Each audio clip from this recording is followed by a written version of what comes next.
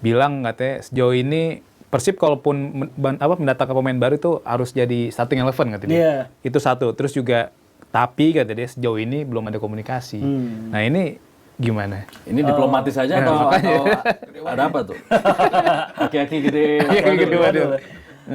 Yang pertama Bojan itu media handlingnya oke banget. Bagus ya. Untuk orang Bandung, untuk Boboto yang agak impulsif, yang agak gampang kebakar gitu dengan isu-isu yang tentang pemain-pemain baru, Bojan itu ngeredamnya bagus banget. Dia tidak mengiyakan, tapi juga dia tidak menggakkan gitu. Di antara di abu-abu aja gitu. Jadi itu bagus banget. Artinya memang ketika Bojan udah ngomong gitu, ya tunggu aja gitu, tunggu aja.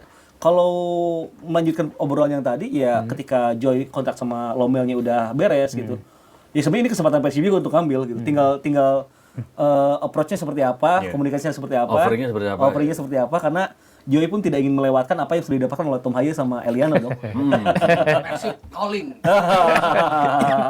Malam-malam indah di Asia ya. Yoi. Makanya memang dibutuhkan sekali ya adanya penguat kekuatan Persib Bandung di lapangan tengah. Sejauh ini Mark Klok, Tom Haye dan juga Lucho sudah cukup bagus, tapi lebih kuat lagi kalau misalnya ada seorang breaker murni ya. Itu kata kuncinya di breaker murni. Di lini tengah Persib sekarang itu kuantitinya pas, nggak terlalu banyak, nggak terlalu sedikit, kualitasnya oke. Tapi untuk posisi yang lebih detail, gelandang bertahan dan pemutus serangan, itu tuh nggak ada yang benar-benar matang.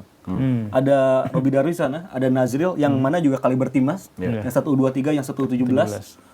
Tapi untuk langsung tampil di persaingan yang membutuhkan adanya pemain yang bisa menjamin gelar juara, dua pemain ini mungkin belum. Tapi nggak tahu kalau 5 tahun ke depan.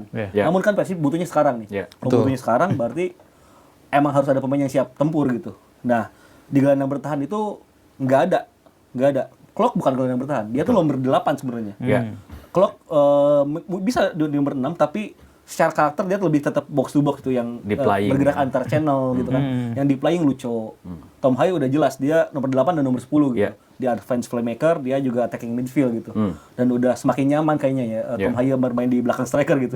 Jadi kebutuhan nomor 6 ini sebenarnya cukup insan. Ini juga ada hubungannya dengan kemampuan tadi untuk bisa merusak irama serangan lawan, khususnya dari permainan direct dan long ball. Kalau ada Joy, kejadian-kejadian yang ada di Bisan Stadium lawan Borneo mungkin bisa dihentikan karena sebelum mereka kirim long ball ya udah disikat dulu gitu kan. Tapi kalau ternyata Persib yang kehilangan bola di depan, entah kerebut, entah salah umpan, itu kan juga nggak bisa terprediksi dan nggak bisa diantisipasi. Contoh kayak waktu lawan Lion City, kalau gue melihatnya justru ada indikasi pelanggaran kayak Andrew Jung tuh. Dia jatuh, bolanya kerebut, langsung di long ball dan gol tuh di situ.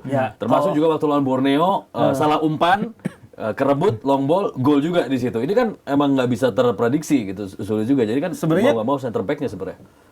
Kalau menurut gue sih tetap ya, karena gelandang bertahan itu punya insting di mana bola akan hilang gitu.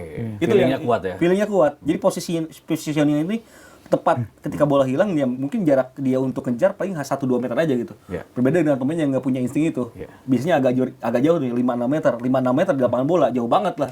Untuk bisa ngejar, tackling, ngeganggu tuh jauh banget itu. Kalau punya pemain yang punya insting itu, gua rasa sih bakal lebih oke. Dan kalau ngomong kejadian Lion City Sailor yang melawan Persib terus ada pelanggaran dulu, itu lagi-lagi kena nggak ada VAR. Kalau ada VAR sih harusnya dua kategori itu bisa masuk untuk menganulir gol. Yang pertama Andre Jong, yang kedua potensial offset sebenarnya itu kan, gol tersebut kan. Nah selain pemain nomor 6, sebenarnya Persib butuh pemain tambahan nggak sih di posisi nomor 10? Kalau Mas Ibang melihat tuh, kan sebenarnya di posisi nomor 10 tuh ada beberapa pemain yang dicoba ya. Ada Tom Haye, kadang-kadang Lucho juga, terkadang Beckham. Kan ada beberapa pemain yang dicoba di posisi nomor 10. Tapi kalau Mas Ibang melihat sendiri, ini sebenarnya kayak Tom Haye kan sebenarnya dia pemain nomor 8 kan. Begitu juga dengan Mark Klok juga, kadang-kadang Lucho juga. Nah ini sebenarnya Persib butuh nggak sih pemain nomor 10 yang benar-benar ya bisa sebagai pengganti WM ya. Sedangkan WM aja selama ini nggak main dan dia nggak main pun aman-aman aja gitu. Jadi kita butuh pengganti dia sih gitu. Kita harus ngebaca ini balik lagi ke awal 2 musim lalu ketika Levi Madinda out dan masuk Stefano Beltrame. Kalimat dari Bojan saat itu adalah gua butuh pemain yang lebih direct. Ternyata direct dalam kata Bojan itu bukan yang bisa passing direct, bukan. Pemain yang bisa nambah value dan nambah jumlah di pertahanan lawan. Artinya memang pada prinsipnya, pada dasarnya Bojan tuh akan sangat nyaman ketika punya pemain hebat di posisi itu. Dan kalau kita berkaca WM10 yang sudah dipastikan hatur nuhun di Bandung, ya ini artinya perlu ada pemain di sana karena